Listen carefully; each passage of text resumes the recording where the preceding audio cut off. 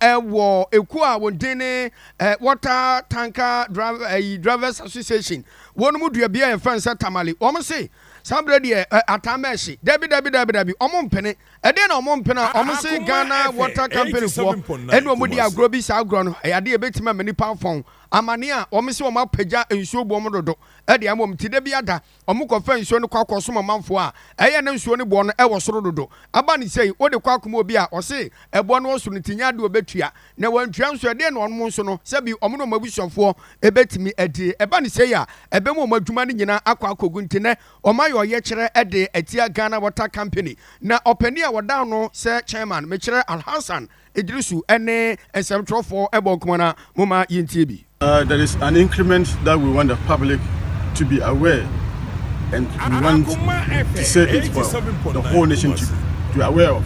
From 8 cedis 20 pesos per unit to 31 cedis 50 pesos, which is very high. So assuming we used to sell a full tank of 600 Ghana cedis. So as at now that we are speaking, we have to pay 630 cedis to Ghana Water Company. So and the question that we all ask is, how much are we going to sell it to the customer? How much are we going to sell it to the consumer? So we are appealing to government. Please, he should come up to tell us what is happening. He should come out and reduce the price for us. Our brothers and our sisters are suffering because of water. So as we're sitting now, no one is able to fetch.